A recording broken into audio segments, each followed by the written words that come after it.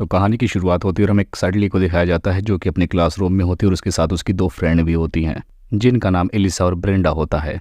हम जान पाते हैं कि ब्रेंडा का एक भाई भी है जो कि सर्ली को पसंद करता है। अब शाम के टाइम सर्ली को लेने के लिए उसका भाई घर पर आता है क्योंकि उसने सर्ली को बेबी सिटिंग के लिए रखा होता है। जिसके बाद अब वो अपने बच्चे को घर पर छोड़कर अपनी वाइफ के साथ डिनर पर जाता है। जब डिनर के बाद ये दोनों घर वापस आते हैं तब सर्ली को वहाँ पर चीज़ों को साफ करते हुए देखते हैं। अब हम देखते हैं कि माइकल सर्ली को उसके घर पे छोड़ने के लिए जाता है, जिसके बाद वो रास्ते में उसे खाना खाने के लिए पूछने लगता है तो इस बात पर सर्ली मना कर देती है।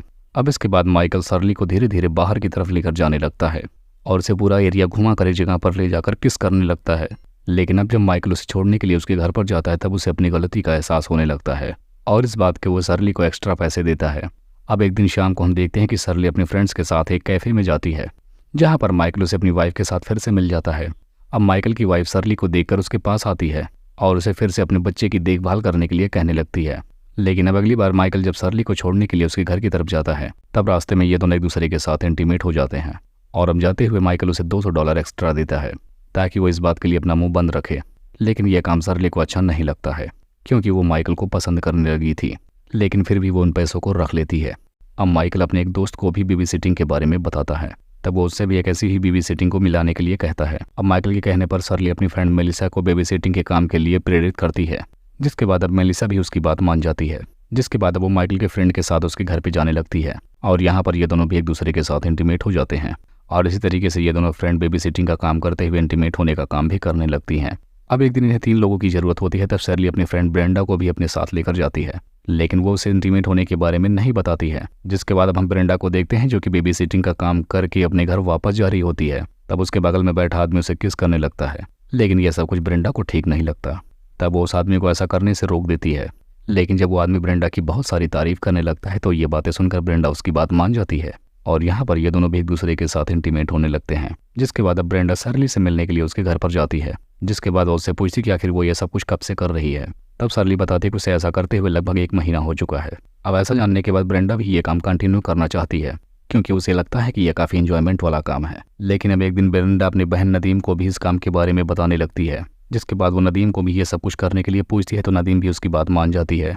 जिसके बाद अब नदीम भी पहली बार जब बेबी सिटिंग के काम के लिए जाती है तब सर्ली उससे 20% हिस्सा मांगती है और इसी तरीके से उसने ब्रेंडा से भी लिया था। लेकिन यहाँ पर नदीम को ना चाहते हुए भी उसे पैसे देने पड़ जाते हैं। लेकिन अब धीरे धीरे कुछ टाइम गुजरने के बाद सर्ली के कस्टमर्स कम होने लगते हैं और जब वो इस बात की वजह पता करती है तब उसे पता चलता है कि ब्रेंडा ने अपना एक अलग ग्रुप बना रखा है और वो अपने ग्रुप के साथ कम करना शुरू कर दिया है। ये जानने के बाद सर्ली काफ़ी गुस्सा होती है और वो इस बारे में ब्रेंडा से बात करती है तो सर्ली की बातों से लगता है कि वो ब्रेंडा को अपनी बहन से बचाने के लिए ऐसा कर रही है और इस बात से सर्ली और भी ज़्यादा गुस्सा हो जाती है। वहीं पर सर्ली उन्हें धमकी देती है कि अगर आगे से उन्होंने बिना बताए उसके कस्टमर्स को छुआ तो इस बात के लिए उन्हें काफ़ी कड़ी सज़ा दी जाएगी। अब सर्ली को इतना गुस्से में देखकर मेलिसा अपने क्लाइंट के साथ कहीं जाने के लिए पूछने लगती है, जिसके बाद अब सर्ली भी उसकी ये बात मान जाती है। वहीं माइकल भी अपने फ्रेंड्स के साथ वेकेशन पर जाते हैं और माइकल का फ्रेंड उसके साथ इंटीमेट होता है तो यहाँ पर लेकिन ब्रेंडा ये सब कुछ करने से मना कर देती है। जिसके बाद अब वो शर्ली से भी बताती है कि उसे अब ये सब कुछ नहीं करना है क्योंकि उसे अब इन कामों से घिन आने लगी थी। जिसके बाद सर्ली भी उसकी बात मान जाती है और उसको वहाँ से जाने देती है और जब ये सब कुछ मेलिसा देखती है तब वो सर्ली से कहती है कि तुम्हें ब्रेंडा को इस तरीके से नहीं जाने देना चाहिए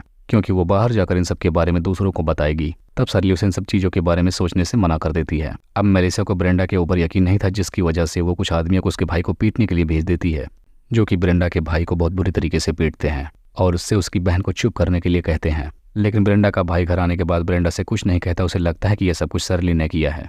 तो अगले दिन ब्रेंडा स्कूल में सर्ली को इग्नोर करती है, जिसके बाद अब शर्ली मेलिसा से जाकर पूछती कि आखिर उसने यह सब कुछ क्यों किया। तब वो बताती है कि जो उसको सही लगा उसने वही किया है। जिसके बाद हम माइकल को देखते हैं जिसे अपने प्रोजेक्ट से निकाल दिया जाता है क्योंकि उसका ज़्यादा ध्यान अपने काम पर नहीं था, जिसकी वजह से उसकी सैलरी भी कम हो गई थी। लेकिन जब ये बात उसकी वाइफ को पता चलती है तो वो नाराज़ हो जाती है, लेकिन माइकल इस बात से बहुत खुश था क्योंकि वो अपने दोस्त के साथ अब बिजनेस पार्टनरशिप में करने वाला था। जिसके बाद हम देखते हैं कि माइकल सर्ली से मिलता है और वो उसे वेकेशन वाली रात के लिए सॉरी बोलता है।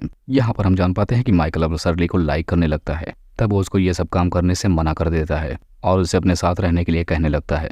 लेकिन सर्ली अब मना करके कहती है कि जब उसके पास मौका था तब उसने खुद ही उसे अपने फ्रेंड्स के साथ भेज दिया था और अब वो इन सब से बाहर नहीं निकल सकती। जिसके बाद अब वो रात को ब्रेंडा को सॉरी बोलने के लिए कहने लगती है। जिसके बाद यहाँ पर ब्रेंडा का भाई फ़ोन रिसीव करता है और वो बताता है कि उसकी बहन अभी थोड़ा बिजी है। जिसके बाद अब सर्ली तब नदीम के बारे में पूछने लगती है तो शर्ली को पता चलता है कि वो बेबी सिटिंग के लिए गई है अब शर्ली उससे काफ़ी गुस्सा हो जाती है और वो ब्रेंडा की बहन को बरगे हाथों पकड़ने के लिए मेलिशा को कॉल करती है।